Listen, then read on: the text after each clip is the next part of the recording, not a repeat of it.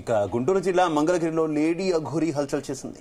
పవన్ కళ్యాణ్ కోసం రోడ్డుపై ఆందోళనకు దిగిన అఘోరీ ఓ వ్యక్తిపై ఇనుప రాడ్డుతో దాడికి పాల్పడింది. దీంతో స్థానికులు అడ్డుకున్నారు. అటు బాధితుడికి గాయమవడంతో ఎన్ఆర్ఐ ఆసుపత్రికి తరలించారు స్థానికులు. ప్రస్తుతం అఘోరీ చేతిలో గాయపడిన బాధితుడు చికిత్స పొందుతున్నాడు. దీంతో అఘోరీ తీరుపై స్థానికులు సీరియస్ అవుతున్నారు.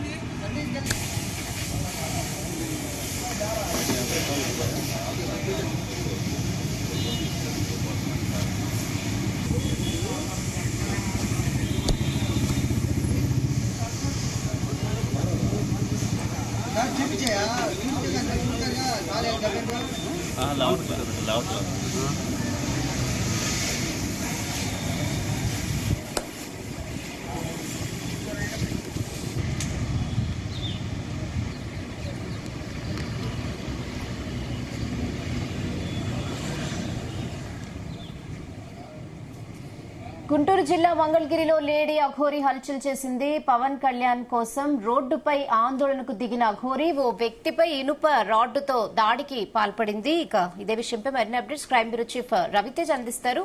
రవితేజ్, అసలు అఘోరీ స్థానికుడిని గాయపరచడానికి రీజన్ ఏంటి? ఏం చెప్తున్నారు అక్కడి స్థానికులు?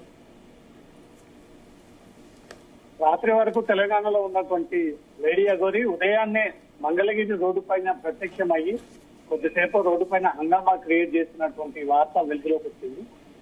గుంటూరు మంగళగిరి ప్రధాన హైవే విజయవాడ అతి సమీపంలో ఈ రోడ్డు పైన హంగామా క్రియేట్ చేసినట్టుగా తెలుస్తుంది. తన రోడ్డు పైన బైఠాయించి డిప్యూటీ సీఎం పవన్ కళ్యాణ్ తను వెళ్లి డిప్యూటీ సీఎం ని కలవాలని తను పట్టుబట్టి తన అపాయింట్మెంట్ లేకపోయినా ఇమీడియట్ గా కలవాలంటూ మాత్రం ఈ బీభత్సాన్ని క్రియేట్ చేసినటువంటి అంశం ఇప్పుడు వెలుగులోకి వచ్చింది. దాంతో పాటు అఘోరీ ఈ విజయవాడ సమీపాన్ని చేరుకున్నటువంటి వెంటనే కొంతమంది భక్తులు, అక్కడ స్థానికంగా ఉన్నటువంటి కొంతమంది మీడియా ప్రతినిధులు అఘోరీ రోడ్డు మీద ఆగి హల్చల్ క్రియేట్ చేస్తూ ఉందని అక్కడికి చేరుకుని అక్కడ ఆవిడ మాట్లాడుతున్నటువంటి అంశాలు కానీ తను రోడ్డు పైన నిరసన వ్యక్తం చేస్తున్నటువంటి అంశాలు, దృశ్యాలు అవన్నీ కూడా కొంతమంది స్థానికులు చిత్రీకరణ చేపడతా ఉండగా తన త్రిశూలంతో ఆ స్థానికుల వెంటబడము వారిని బెదిరించే ప్రయత్నం చేసినట్టు కూడా సమాచారం అందుతుంది. దాంతో ఒక వ్యక్తి యువకుడు తీవ్రంగా గాయపడి అఘోరీ తనపై అకారణంగా దాడి చేసినట్టు కూడా స్టేట్మెంట్ ఇవ్వడం జరిగింది. దీనిపైన ఇమ్మీడియట్ గా తను ఖండించి తను కావాలని చేసినటువంటి దాడి కాదు, కొంతమంది యువకులు భక్తులు తన మీదికి వచ్చి అసభ్యంగా తన పట్ల బిహేవ్ చేస్తా ఉన్నారు, ఒంటిపైన చేయేస్తా ఉన్నారు.